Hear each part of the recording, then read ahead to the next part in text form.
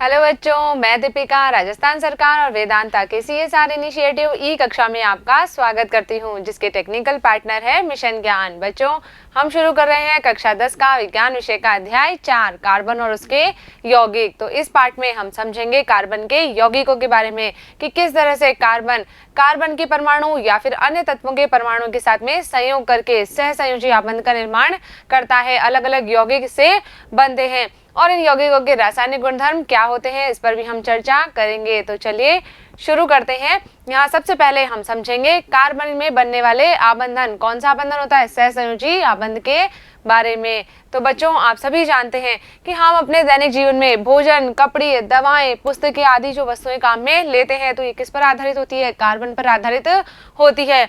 इसी तरह से जो सजीव संरचनाएं हैं ये भी किस पर आधारित है, कार्बन पर आधारित है।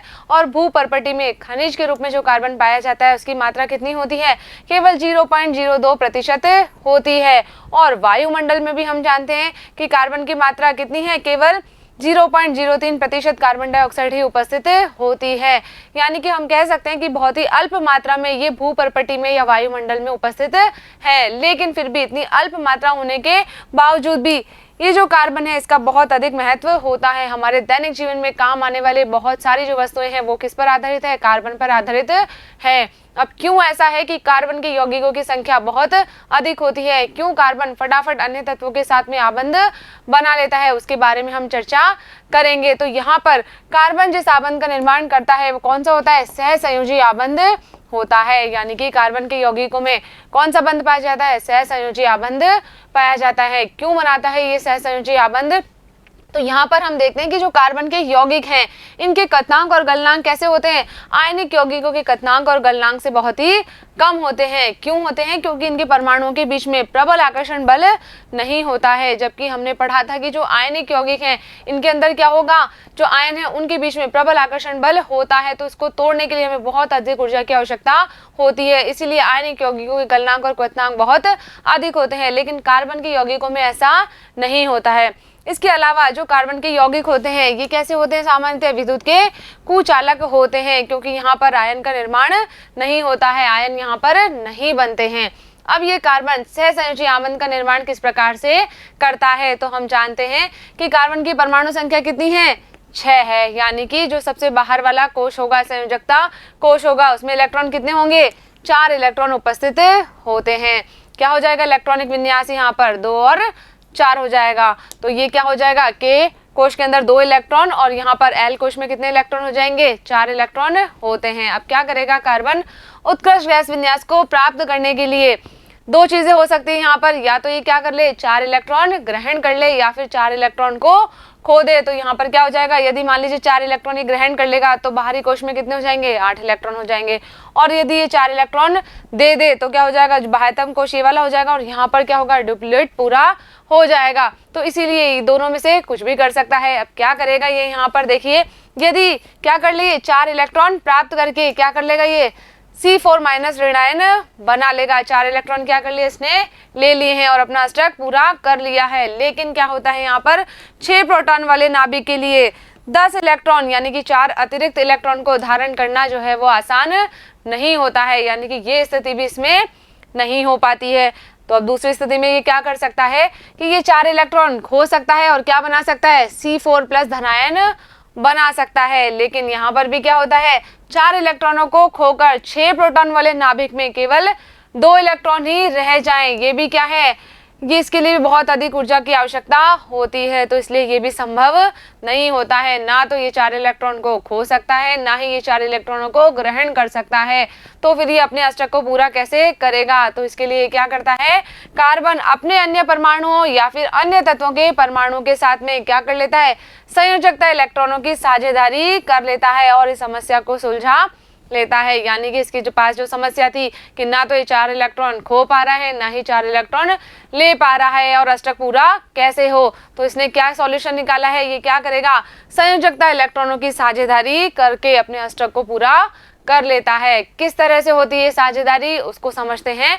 तो यहाँ पर देखिए, अन्य तत्व जो हैं वो भी क्या करेंगे, इलेक्ट्रॉनों की साझेदारी करके अणुओं का निर्माण करते हैं। और जिन इलेक्ट्रॉनों की हम साझेदारी कर रहे हैं वो क्या होंगे, वो होते हैं दोनों परमाणुओं के बाहरी कोश में उपस्थित इलेक्ट्रॉन। इसके फलस्वरूप क्या होगा कि दोनों ही परमाणु क्या कर लेंगे, उत्कृष्ट गैस विन्यास की स्थिति को प्राप्त कर लेते हैं। यानी कि इलेक्ट्रॉन की क्या हो रही है, यहाँ पर साझेदारी हो रही है।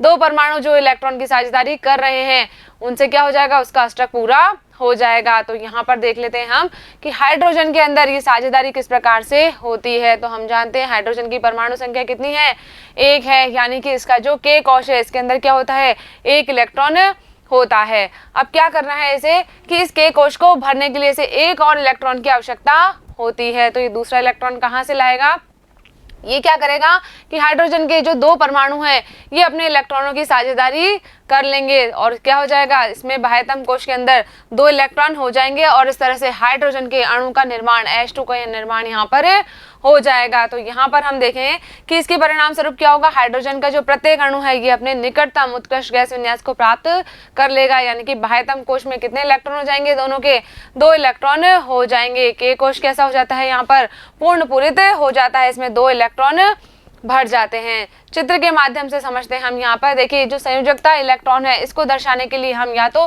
बिंदु का उपयोग करते हैं, डॉट का, या फिर क्रॉस का उपयोग करते हैं। तो यहाँ पर हमने क्रॉस के माध्यम से दर्शाया है।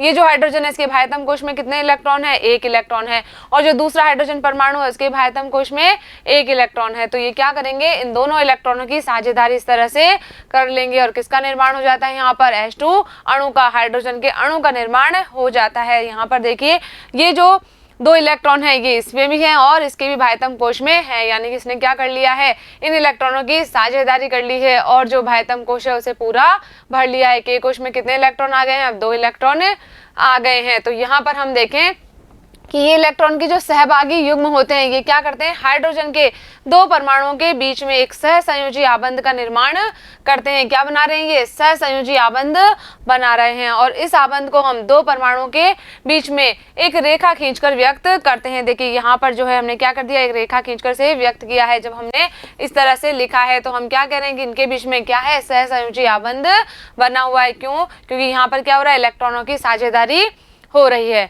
इसी तरह से हम ऑक्सीजन के अंदर बंध के निर्माण को समझते हैं।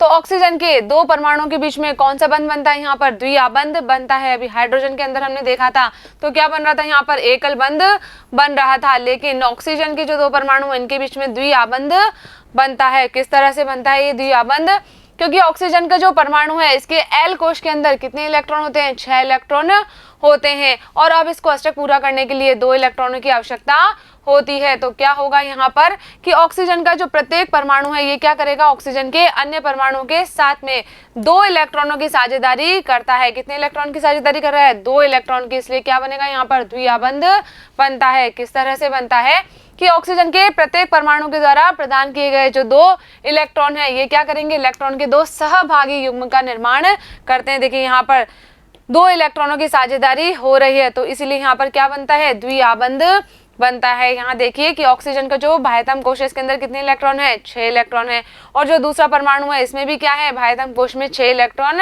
है। तो ये क्या कर लेंगे, ये 2-2 इलेक्ट्रॉन की साझेदारी करते हैं और किसका निर्माण करते हैं, ऑक्सीजन के अणु का, O2 अणु का निर्माण करते हैं। तो यहाँ पर क्या हो रहा है, 2 इलेक्ट्रॉनों की साझेदारी हो रही है, इसलिए क्या बनता है, यहाँ पर द्विआबंध बनता है। किस तरह से लिखेंगे इसे हम, इस तरह से 2 रेखाओं के द्वारा हम इसे दर्शाते हैं।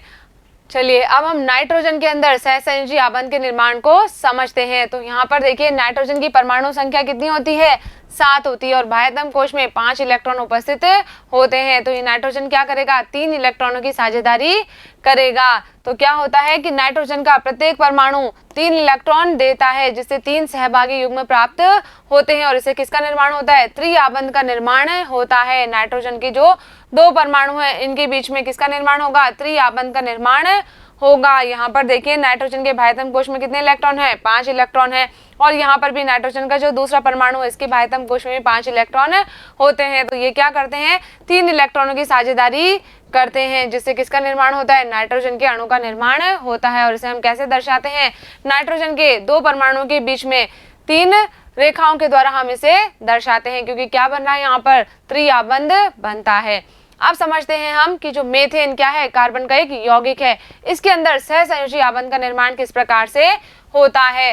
तो ये जो मीथेन है इसका ईंधन के रूप में उपयोग किया जाता है और ये बायोगैस और सीएनजी जो क्या है संपीड़ित प्राकृतिक गैस है, इसका एक प्रमुख घटक होता है। इसका सूत्र क्या है, CH4 है। यहाँ पर देखिए हाइड्रोजन की जो संयोजकता होती है कितनी होती है, 1 होती है, जबकि कार्बन की संयोजकता कितनी है, 4 है। चतुसंयोजक होता है क्योंकि बाह्यतम कोश में 4 इलेक्ट्रॉन होते हैं। तो ये क्या करेगा, अपने अष्टक को पूरा करने के लिए 4 इलेक्ट्रॉनों की साझेदारी करता है। तो यहाँ पर देखिए क्या हो रहा है, हाइड्रोजन का एक परमाणु, ये दूसरा परमाणु, तीसरा परमाणु और चौथा परमाणु, ये चारों परमाणु क्या कर रहे हैं, एक एक इलेक्ट्रॉनों की साझेदारी कर रहे हैं। तो क्या होता है यहाँ पर कि उत्कृष्ट गैस विन्यास की स्थिति को प्राप्त करने के लिए कार्बन क्या करेगा, इलेक्ट्रॉनों की साझेदारी करता है और हाइड्रोजन के 4 परमाणुओं के साथ में क्या करता है, ये आबंध बनाता है। तो इस तरह से इसका अष्टक पूरा हो जाता है और किसका निर्माण होता है, यहाँ पर मीथेन का निर्माण होता है।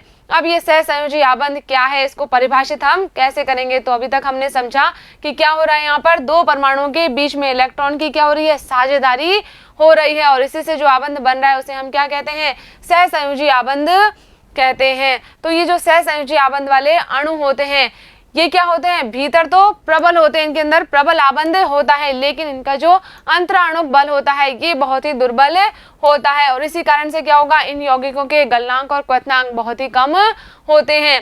इसके अलावा ये जो सहसंयोजी यौगिक होते हैं ये विद्युत की कुचालक भी होते हैं। यहाँ पर आयनों का निर्माण नहीं होता है, इसलिए विद्युत का चालन नहीं करते हैं। चलिए आगे बढ़ते हैं। अब बात करें हम कार्बन के अपर रूपों की। तो कार्बन के 3 अपर रूप होते हैं, कौन कौन से होते हैं, हीरा, ग्रेफाइट और फुलरिन।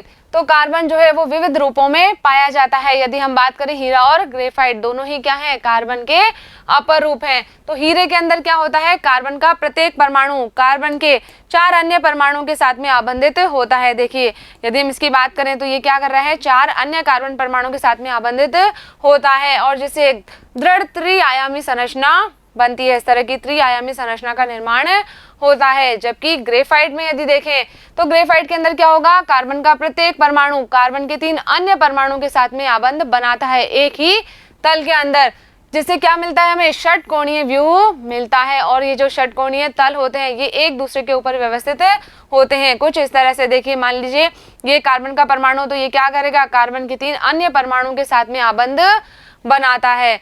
तो इन अलग अलग संरचनाओं के कारण ही हीरा और जो ग्रेफाइट है इनके भौतिक गुणधर्म अत्यंत भिन्न होते हैं, जबकि रासायनिक गुणधर्म कैसे होंगे, समान होंगे। जो हीरा है ये क्या है, अब तक का ज्ञात सर्वाधिक कठोर पदार्थ है, सबसे कठोर पदार्थ क्या है, हीरा है। जबकि जो ग्रेफाइट होता है ये कैसा होता है, चिकना और फिसलनदार होता है, क्योंकि इसके अंदर जो षटकोणीय तल होते हैं वो क्या होते हैं, एक दूसरे के ऊपर व्यवस्थित होते हैं, तो यह फिसलनदार होता है। इसी के साथ साथ यह विद्युत का सुचालक भी होता है। अब बात करते हैं हम अगले अपर रूप की। क्या है कार्बन का अगला अपर रूप, यह है फुलरिन। तो सबसे पहले C60 की पहचान की गई थी और इसके अंदर जो कार्बन के परमाणु होते हैं वो इस तरह से एक फुटबॉल के रूप में व्यवस्थित होते हैं।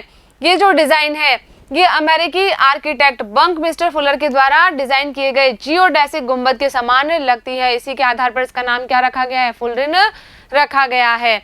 चलिए ये बात हो गई कार्बन के अपर रूपों की। इसी के साथ में हमारा ये जो भाग है ये कंप्लीट हो गया है। अब कर लेते हैं हम इस भाग से संबंधित कुछ प्रश्न। तो पहला प्रश्न हमें दिया गया है कि CO2 सूत्र वाले कार्बन डाइऑक्साइड की इलेक्ट्रॉन बिंदु संरचना क्या होगी। तो यहाँ पर हम बता सकते हैं कि कार्बन क्या कर रहा है, ऑक्सीजन के 2 परमाणुओं के साथ में सहसंयोजी आबंध बना रहा है, इलेक्ट्रॉनों की साझेदारी कर रहा है। तो ऑक्सीजन का जो बाह्यतम कोश है इसके अंदर 6 इलेक्ट्रॉन है और इधर भी ऑक्सीजन के बाह्यतम कोश में हमने 6 डॉट से बताया है कि यहाँ पर क्या है, बाह्यतम कोश में 6 इलेक्ट्रॉन उपस्थित हैं। कार्बन जो है इसके बाह्यतम कोश में कितने इलेक्ट्रॉन है, 1 2 3 4 और ये सब क्या कर रहे हैं, इलेक्ट्रॉनों की साझेदारी करके सहसंयोजी आबंध का निर्माण कर रहे हैं। आगे बढ़ते हैं। अगला प्रश्न है सल्फर के 8 परमाणुओं से बने सल्फर के अणु की इलेक्ट्रॉन बिंदु संरचना क्या होगी। यहाँ पर हमें संकेत दिया गया है कि सल्फर के 8 परमाणु एक अंगूठी के रूप में आपस में जुड़े होते हैं।